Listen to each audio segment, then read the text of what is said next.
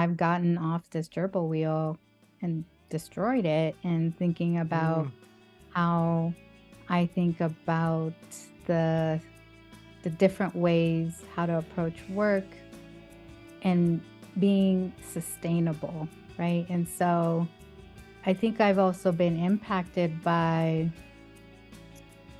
women of color passing away on the job, and thinking a lot about what I want most from my life, in this position. And I think I want to be more balanced, but also like understand that, these institutions aren't going to love you back, and so yes, you can pour love into the institution, into your students, into your work, but to be conscious of the fact that you can't pour all yourself, all your spirit, into it, because I think that becomes very unhealthy.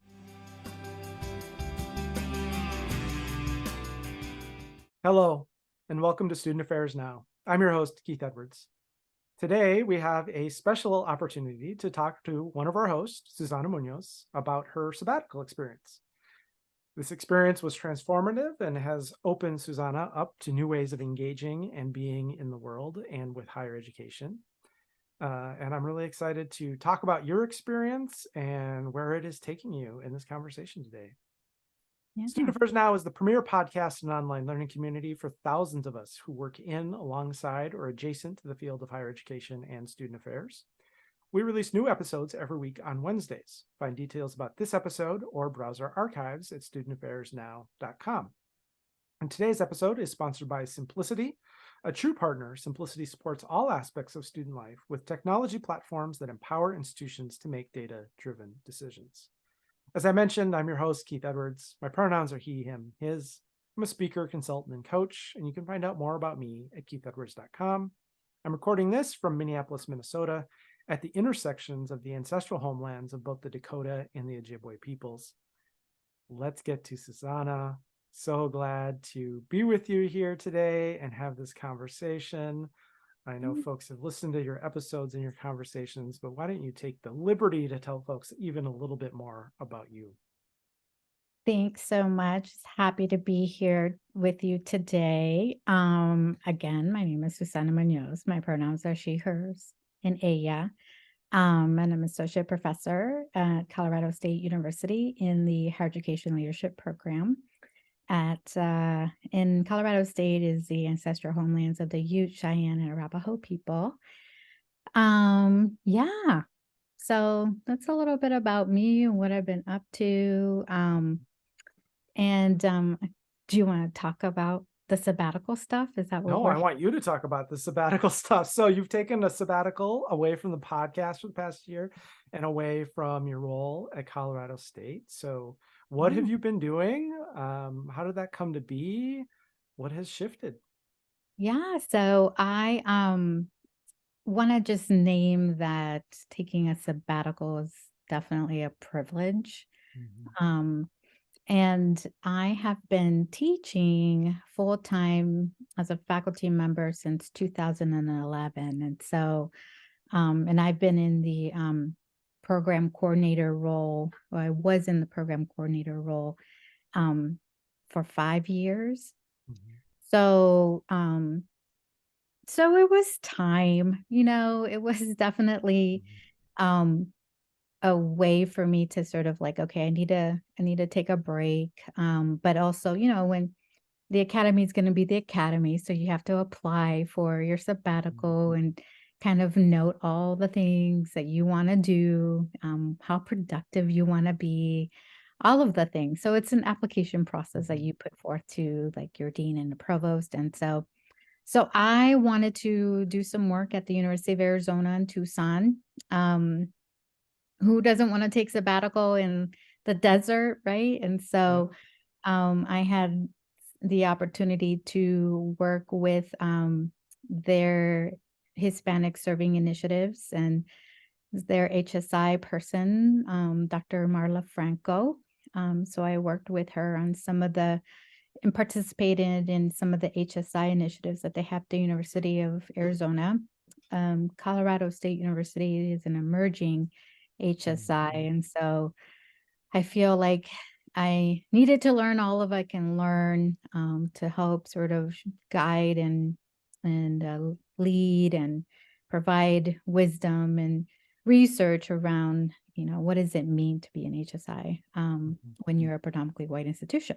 So, so that was part of my my research, my sabbatical, but I also, did get a Spencer grant when I was on sabbatical to do some research around transfer pathways for DACA and undocumented students from one HSI at a community college to another HSI at a 4-year institution. So what does servingness look like, particularly when these bodies are counted, and how are they being served? And also thinking about how the social political context of Arizona impacts servingness for undocumented and DACA students. And so I was in Arizona during the election cycle, and that was wild. That was something that I have never seen, like in Colorado, like in terms of like the kinds of verbiage and language that was used to categorize immigrants, and so blatantly in billboards. So so there was definitely, that exposure that I was like, yeah, this is a different social political context that that I'm was getting used to. So ultimately that's, kind of what I did sort of for like work wise. But to be honest with you, I rested.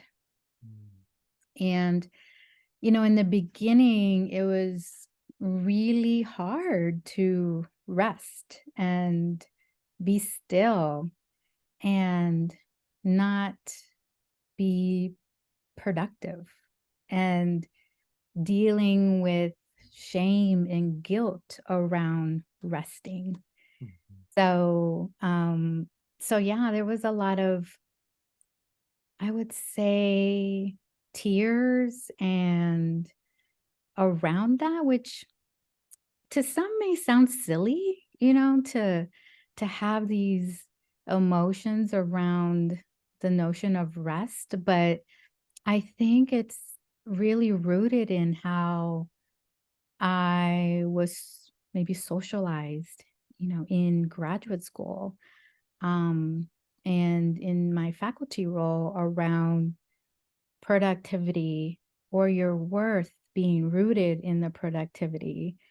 And so there was a lot of emotional unpacking that I had to do around the notion of work, and how it felt uncomfortable in my body, that my body was rejecting rest in a way that pissed me off, and in a way that I was feeling a lot of like emotions about it. So I think that was one of the biggest realizations of like the importance of like retraining my body to normalize a pause, and how to shift in my thinking that my entire worth, identity, is not wrapped up in work, right? And so it was hard. I have to say, it was hard to get to a point where, I was even having conversations with people around like, I fear that people will forget about me or something, or I fear that I'm not doing enough for my community or the people that I work with and for. So I had to kind of, marinate, be in it process all of that, and Mhm. so yeah, I think when I talk about sabbatical as this, like, yes, it was also rooted in some of this work, but I think for me, it was, I don't know, an awakening moment for me around my worth and what I Mhm. value and how I got to a place where my worth was and identity was wrapped up in my productivity and Mhm. what I produced. Right. And how do I kind of backtrack that a little bit more? Yeah. So it took the sabbatical experience to sort of make this really obvious to you. Probably something you noticed along the way, but maybe Mhm. didn't pay much attention to make it this really obvious to you. And then once it was obvious, kind of wanting to unbraid my identity, my work, my productivity, my worth. These are separate things. Yes. Yeah. Yeah, exactly. And I think it was, um, the whole purpose of like the whole word sabbatical is rest, right? And Mhm. so um I think it was definitely the wake up call around like getting that biofeedback from my body Mhm. around stillness, Mhm. right? Around it's okay to, read for fun and not feel like guilty Right. and shame around having having that that privilege or that that time for yourself. And so you're right. There were, and I think I preach this, right? I preach self-care. I preach, we need to be kind to our bodies and our spirits. I preach it to my students, but it wasn't until, and I do practice like self-care here and there, but it wasn't until I was forced to just pause and be in tune with myself that I really got messages from my body that I'm uncomfortable with this pause. Mhm. Mhm. Um, and so I think that was one of the transformational moments of sabbatical was, okay, I got this message. What do I do with it? Yeah. Like, What now? what do I do with this new information? And, you know, how do I dismantle the gerbil wheel that I've been on, Mhm. and think of other ways, other healthier ways to view work, right? Mhm. So, I'm interested, before we talk about that part about where it takes you, I'm interested in the difference between your planned sabbatical and mhm, your actual sabbatical, because you're talking about applying, right, which you do long yeah, before the sabbatical begins, and you're imagining, you're thinking, and you're still in that state of productivity, you're still on the gerbil wheel, you're still doing all of that, and sort of what you planned and what you proposed and what you imagined. And then I guess the way I'm imagining it is a very different experience unfolded. And maybe at the beginning, tell me how I'm wrong about this. At the beginning, it was probably pretty similar to what you planned. And the further you got, it got further and further and further away from what you had anticipated, imagined, strategized mhm. around. Yeah. Yeah, I mean, it was still the plan, but it was being, away from my institution. It was being away from work life and being just a visitor, right? That, felt different. There was nobody checking me, right? There was nobody, checking on my productivity. Well, and you did a great job of that. I mean, as the podcast, we were sending emails and you're like, yeah, I'm not reading that. We'd send you text messages like, I'm not reading those either. So you really did build I some things around to take right, that and give yourself that space. So I kudos to you. did. And setting those boundaries because I compartmentalized things that were happening at CSU, Mhm. and there were things happening, right? For And so sure. For sure. I did a good job of like, nope, that's gonna be when I come back, but for now, Mhm. that's gonna not necessarily consume my energy. So, for me, it was more about like this, this progression of like, thinking about, rest. And also I have to name the fact that I was staying at my BFF's house, Judy Marquez Kiyama, um, and she was, she's a faculty member at U of A, um, and so I was really in her house, swimming in her pool, making friends with her dog, and also I would come home and feel like, oh, here's what I did, and her kind of saying, I think you're doing too much, right? I don't think this is what the purpose is for Mhm. you to, be on sabbatical.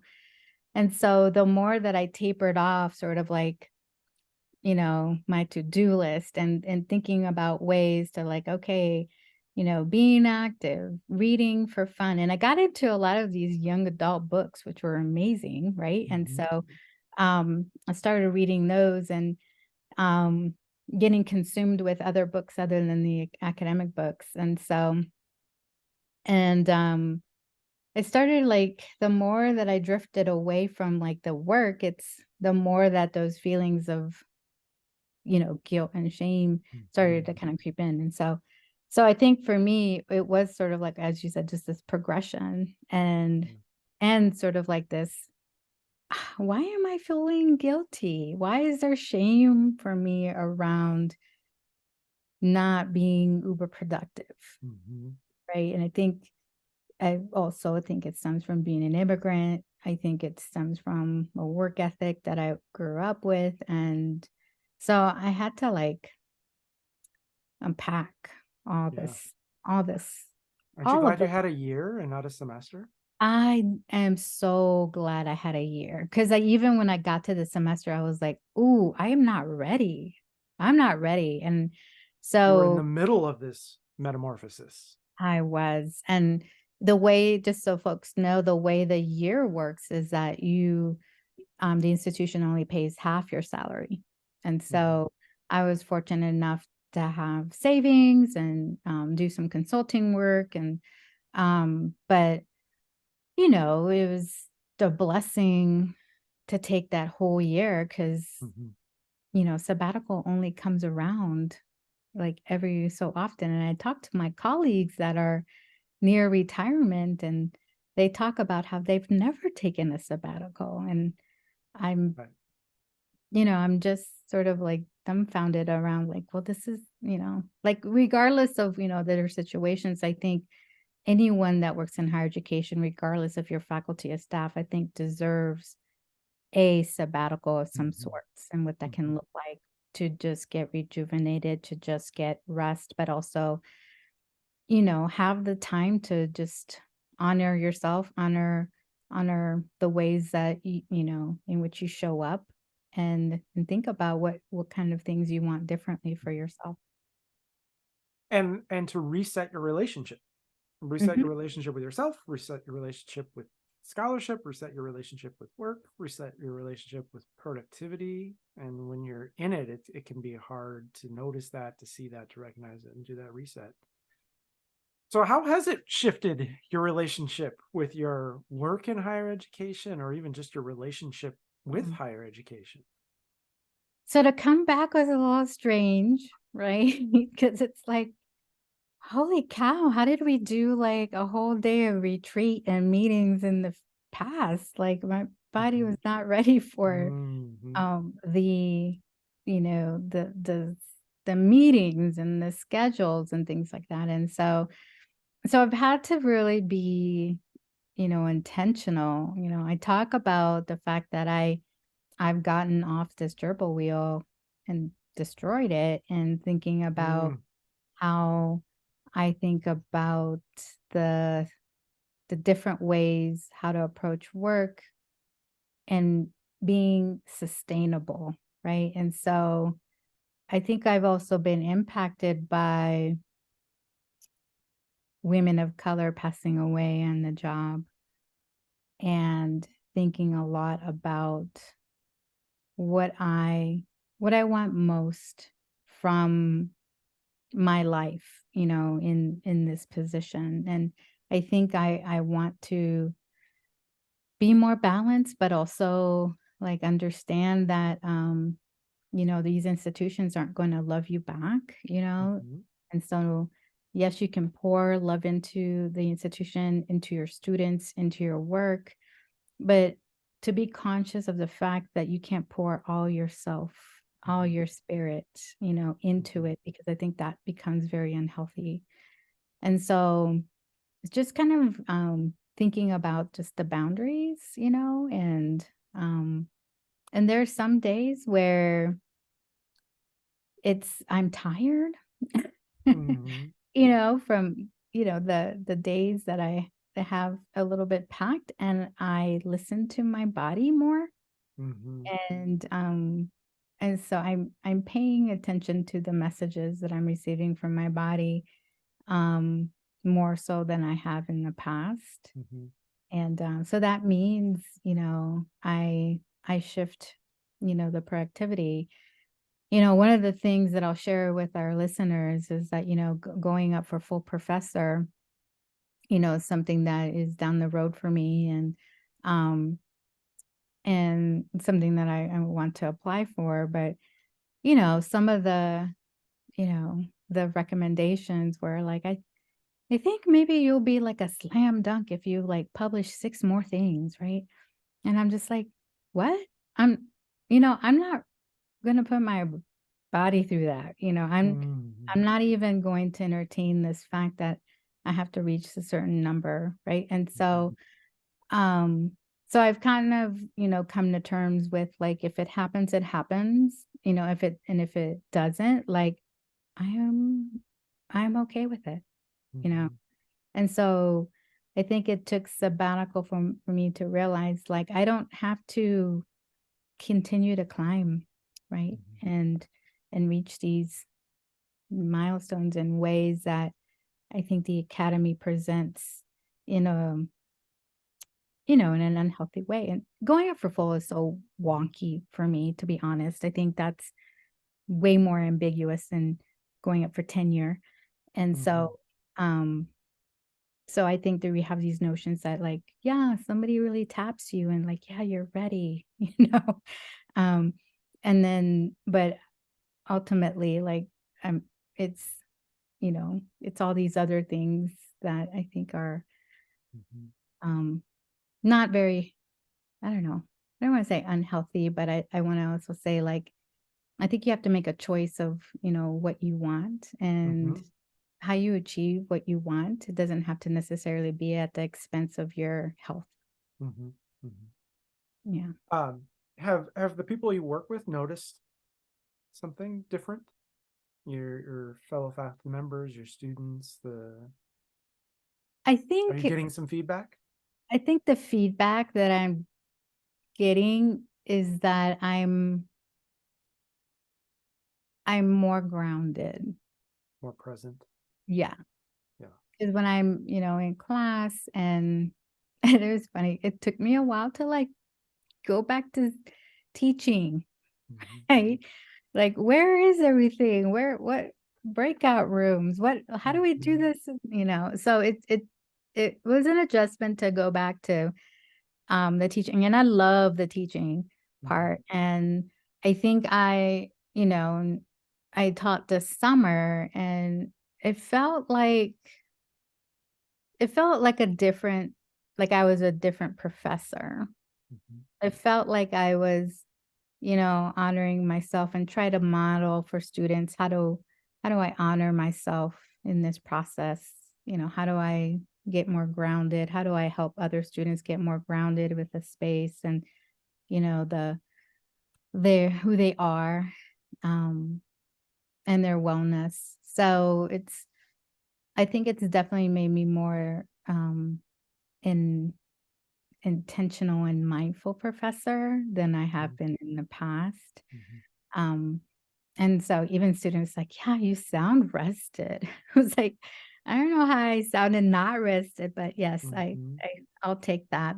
Mhm. Um, but I think also I'm I'm realizing like I'm going to be intentional where I put my energy in, right? And so um things that I can't control should not be in my mind. And so Mhm. I'm trying to also like control the things that are consuming my head and energy. Yeah. Yeah. I love that it's just another thing you're teaching, right? Whatever the class is about, but also being present, Hmm. honoring yourself. Um, I think so many of us, one of the ways we get socialized is by watching what people we admire, our Hmm. teachers, leaders. There's what they say, and then there's what they do, and we learn from both of those. And it sounds like you're really modeling for your students um, some things that are serving you, Hmm. but you're not just doing that for yourself, you're doing that for them as well. Yeah. Yeah. No, I hope so. I think that's my purpose. It And really, I mean, I don't want to oversell it, but metamorphosis, transformation, awakening, spiritual shift seems like what we're talking about here. How has it just shifted, not just your work in higher education, how has it shifted just your way of being in the world? I think it just feels like I am more attuned to what my purpose is and how I want to spend my time on this earth, right? And I think, Mhm. you know, um, it was hard on my family to be honest, to be away and um, I would be away, weeks at a time and then come back for a week or so and then go back. And so um that shifted sort of like my family a little bit, but and so now just sort of like I am just happy to be home, like, and just feel like comfortable in my own space and not needing to be in 12 different places, and around, in the United States. But I also feel like um I am taking better care of myself. And Mhm. so I developed a routine and I got into yin yoga. I don't know if like you Mm. know what yin yoga I is, but don't. it's essentially yoga poses that you hold for like 3 to 5 minutes. Mm. And that's really challenged me to just be still. Yeah. And just, you're supposed to kind of like hold a position kind of to the level of a little bit on the edge of uncomfortableness, but also like making sure that you're not pushing your body all that Yeah. much to like feel pain. And so that practice has really helped me um just practice being still and getting comfortable with, that edge, right? Yeah. That edge of uncomfortability. So What a uh, great antidote to the productivity message, yeah. whereas I'm going to be perfectly still for 3 to 5 minutes and focus on where I'm touching the ground and focus on my body and focus on my breathing. It just seems like I've never heard of this before, but it seems like a really great antidote to some of the things that you're wanting to push back on and get away from and practice, right? A constant Yeah. reminder and a constant practice. Yes. So I'm doing that and I find myself sleeping better, Mm. being more, I mean, just kind of not having like a fog in my head, but just having more clarity and focus as well. So Mhm. it's helped out. It's been beneficial. And so I think those like you the notion of pouring into yourself first, I mean, I don't know, like we've always known that. I've always known like Mhm. you have to take care of yourself before you Mhm. take care of others.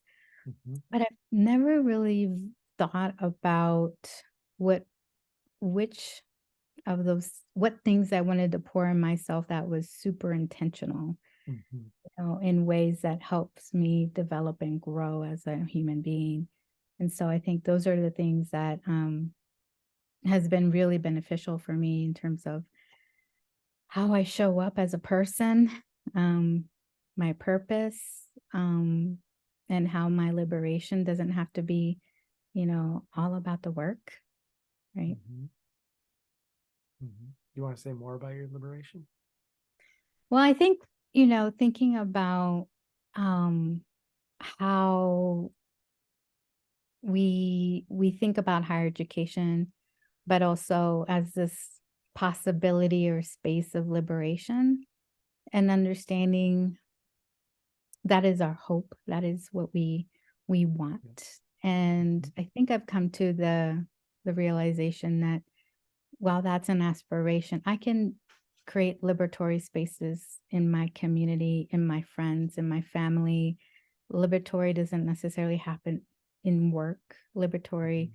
spaces can happen in solidarity with with others and my sister scholars, my Queen Mhm. group, all of those groups in my life, the women of color in my life, I think have really helped just to keep me grounded, but to really validate that my existence is not necessarily entangled with the academy and how Mhm.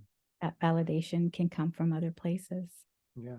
And create that liberation in your home and this Mhm. relationship and these communities and other ways, which I think also then helps give you the grounding and the healing and the fuel to show up at work in different ways and Right. perhaps be more grounded. Well, not perhaps, you're getting feedback that you are grounded, that you are Mhm. present, that you are here for this class, which then makes you more effective at trying to achieve some of the things. So it's just a reminder to me about how letting go a little bit can help us be more effective, Yeah. right? Rather Yeah. than more and hanging on to it harder and tougher. And Yeah. And I think what we don't realize is when you do let go, it opens up space for other things to come in, Mhm. not only just different kinds of ways that you think about your time and what you're spending time on, but just different kinds of opportunities that you've never really thought about that maybe you want to kind of venture on in. So yeah, Mhm. I think it's important to do that assessment every now and then to just sort of in what ways does this serve me and what ways does this not serve me, Mhm. and thank it for all the things that it provided in your life and just let it go. Yeah. Yeah. Well, and just because this thing doesn't serve me now doesn't mean it didn't at one time. It may have at Yeah. one time served me really well and no longer does, or maybe I have a new awareness or a new relationship. And so I think that can help us let go. Yeah. Um, what else would you like to share? Well, I think speaking of letting go, um, Mhm. I made the really hard decision of stepping away from student affairs now as a host, and I just want to thank you in particular because I think you were really giving me time and space, and even just saying whatever you want this to look like, we'll honor that. And I think that Mhm. just a testament of who you are, but also like the deep friendship that we have. Mhm. And why this was a hard decision is because of you all, like you, Mhm. Heather, Glenn, and the other co-host. I feel like we all share this history, right, with each I other. was doing the math. It's been 25 years, Susana. 5 years, oh my gosh. I know it's hard not to curse, isn't it? We still look good. We still um but I think that was the hard part is, Yeah. you all have been, my colleagues, but really good friends over the years. And it's just really an honor to share the space. And it's been an Mhm. honor to also like see where student affairs now, Mhm. is today. And Mhm. I think when we were coming up with this, I was like, oh yeah, I'll participate and I'll like, do these podcasts and like a little, pet project that, we can Mhm. have. And it's really expanded and Mhm. it's touched so many people. It's Mhm. impacted, the way we even bring, podcast information to our classrooms and even to our meetings as, you know, um, as required knowledge for us to kind of have deeper conversations about what's happening on our campuses. And so it's truly been just an honor and privilege to witness where student affairs now has flourished and grown since the little meeting, then the meeting that we had at the beginning when you've Yeah. asked, to Yeah. join. Well, and I'm remembering that first conversation that you, Heather, Glenn, and I had before Rochelle and Mom joined us. But that first conversation, you just said very sternly to us, I need this to be restorative to the profession. Mm-hmm. And like, not, you weren't asking. Yeah. And we just said, oh yes. And that has sort of been something we talk about at the beginning of every episode, and is Mm-hmm. in the essence of what we do. And so really appreciative for that. And yeah, for folks who don't know, we meet on Thursday mornings, and we laugh, and we're irreverent, and we're frustrated, and we have brilliant ideas, and we connect each other with wonderful people who might be great guests. And we talk about parenting and family and the things that we're navigating. And it's a community, and it's been great to have you be a part of the community, and great to have you in connection. And we have known each other for a long time, and then we go in different directions and do different things. So it's been wonderful to circle back and connect with you, and wonderful to see you when we got to see you, to our surprise, at ACPA, and you were there. And to see you at that time, you were still on your sabbatical. You were really Mm-hmm. like, but later in the sabbatical, and full of emotion and energy, and just, you were very clear, like, this experience has forever changed me. Yeah. No, yeah, I remember that. And I think it was just, releasing a lot of unhealthy notions of work, and really starting to love and honor my body and my soul and spirit in ways that I haven't in the past. And, how to, be kind to it, and also, let go of some of the shame and guilt. And so I think that took a while. So I think you Yeah. caught me at a place where I was at that in that intersection of like, yes, I'm coming out of this, a different person, but I'm still really emotional about like what I endured. And so yeah, I think that was a good space to kind of run into you all, Yeah. and also kind of share. Um, and again, I think we share this history, and so I think when we're always going to be connected, right? Because we have this experience when we were in grad school, but we have this experience that of this podcast also. But I feel very connected to all of you, and I think that's kind of what was pulling at my heartstrings, is that it was you all that provided this community that was really nourishing for me at a time where I really needed it. Yeah. Yeah.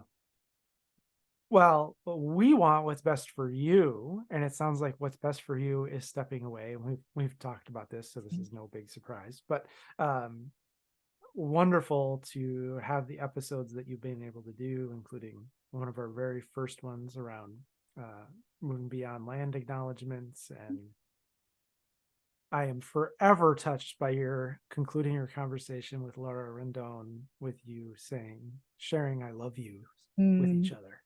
Mm-hmm. And as you're talking about your transformation, um, and hearing what she has meant to you, it feels like we're coming full circle and coming around to that, and Yeah. your way of being, and the possibilities that that's going to evoke. And you're always welcome back if you get, you know, super energized on a topic, or a guest or something like that.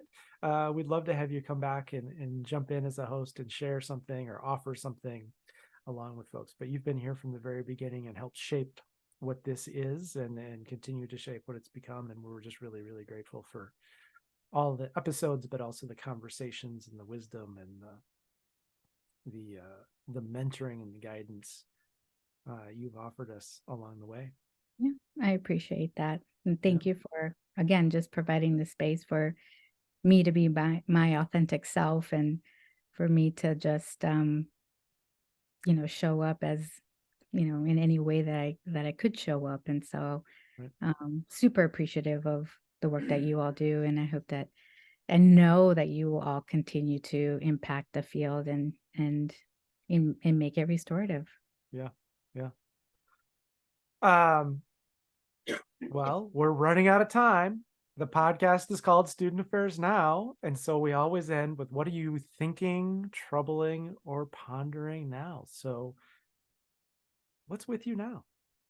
Um, I think a lot has been, I've been working with and for undocumented students and DACA students, and just getting to meet more and more students on my campus. And I think what I've talked to student affairs professionals across, different institutions is, I think what I'm pondering now is, um what is the career pathways look like for folks that, don't have a work permit? And so Mhm.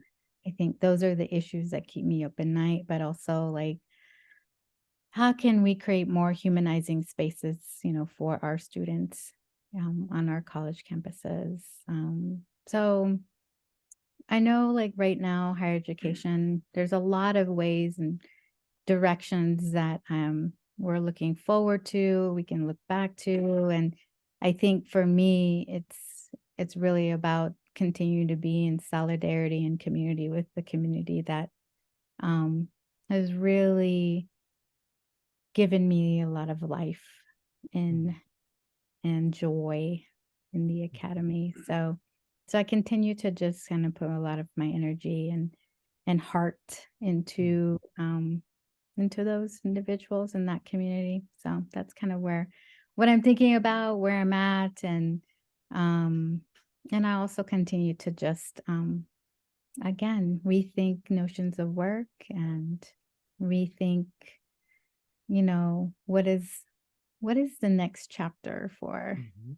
Susana Muñoz look like? And Mhm. so Mhm. not that I have that thought out or written, but I feel like, there's some different ways that I made me think about my career going. Yeah. Yeah. I'm excited, whatever it is.